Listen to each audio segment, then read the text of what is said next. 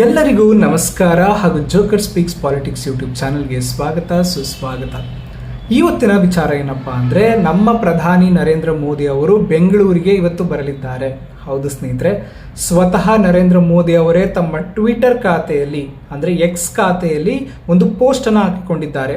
ಅದು ಕನ್ನಡ ಭಾಷೆಯಲ್ಲಿ. ಅವ್ರು ಏನಂತ ಹಾಕಿಕೊಂಡಿದ್ದಾರೆ ಅಂದರೆ, ನಾನು ಇವತ್ತು ಬೆಂಗಳೂರಿನ ಜನರೊಡನೆ ಇರಲು ಇಚ್ಛಿಸುತ್ತಿದ್ದೇನೆ, ನಾನು ಬೆಂಗಳೂರಿಗೆ ಬಂದು ಜನರೊಂದಿಗೆ ನಾನು ಮಾತನಾಡಲು ಇಷ್ಟಪಡುತ್ತೇನೆ ಅಂತ ಅವರು ಸ್ವತಃ ಕನ್ನಡದಲ್ಲಿ ಹಾಕಿಕೊಂಡಿರುವಂತಹ ಪೋಸ್ಟ್ ಈಗ ಎಲ್ಲ ಕಡೆ ವೈರಲ್ ಆಗ್ತಿದೆ. ಹೌದು ಸ್ನೇಹಿತರೆ, ನರೇಂದ್ರ ಮೋದಿ ಅವರು ಇಂದು ನಮ್ಮ ಬೆಂಗಳೂರಿಗೆ ಬಂದು ಹಲವಾರು ಯೋಜನೆಗಳನ್ನ ಅವರು ಪ್ರಾರಂಭ ಮಾಡಲಿದ್ದಾರೆ. ಅದು ಯಾವುದ್ಯಾವುದಪ್ಪ ಅಂದರೆ, ಮೊದಲನೇದಾಗಿ ಅವರು ಹಳದಿ ಮಾರ್ಗ ಮೆಟ್ರೋ ಏನಿದೆ ಅದಕ್ಕೆ ಚಾಲನೆಯನ್ನು ನೀಡಲಿದ್ದು, ರಾಗಿಗುಡ್ಡ ಮೆಟ್ರೋ ಸ್ಟೇಷನ್ನಿಂದ ಹಿಡಿದು ಅವರು ಎಲೆಕ್ಟ್ರಾನಿಕ್ಸ್ ಸಿಟಿ ರೈಲ್ವೆ ಸ್ಟೇಷನ್ ಮೆಟ್ರೋದಲ್ಲಿ ಅವರು ಪ್ರಯಾಣವನ್ನು ಮಾಡಲಿದ್ದಾರೆ.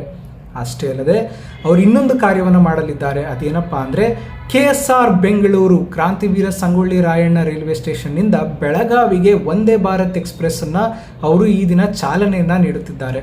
ಹೌದು ಸ್ನೇಹಿತರೆ, ನಮ್ಮ ಕ್ರಾಂತಿವೀರ ಸಂಗೊಳ್ಳಿ ಕ್ರಾಂತಿವೀರ ಸಂಗೊಳ್ಳಿ ರೈಲ್ವೆ ಸ್ಟೇಷನಲ್ಲಿ ಅವರು ಇವತ್ತು ಬೆಂಗಳೂರಿನಿಂದ ಬೆಳಗಾವಿಗೆ ಹೋಗುವಂತಹ ವಂದೇ ಭಾರತ್ ಎಕ್ಸ್ಪ್ರೆಸ್ ಟ್ರೈನ್ ಏನಿದೆ ಅದಕ್ಕೆ ಚಾಲನೆಯನ್ನು ನೀಡಲಿದ್ದಾರೆ.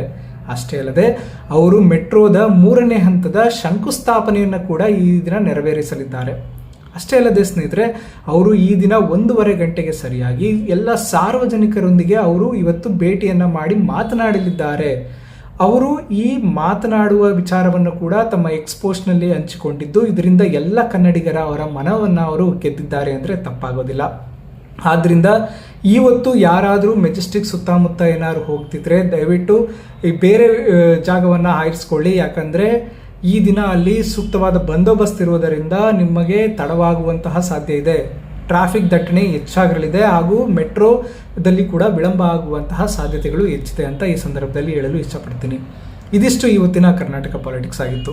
ಇನ್ನು ಹೆಚ್ಚಿನ ಕರ್ನಾಟಕ ಪಾಲಿಟಿಕ್ಸ್ ವಿಷಯಗಳಿಗಾಗಿ ದಯಮಾಡಿ ನನ್ನ ಯೂಟ್ಯೂಬ್ ಚಾನಲ್ನ ಸಬ್ಸ್ಕ್ರೈಬ್ ಮಾಡಿಕೊಂಡು ಸಪೋರ್ಟ್ ಮಾಡಿ ಅಂತ ಕೇಳ್ಕೊಳ್ತಾ, ವಿಡಿಯೋ ನೋಡಿದ್ದಕ್ಕಾಗಿ ಧನ್ಯವಾದಗಳು.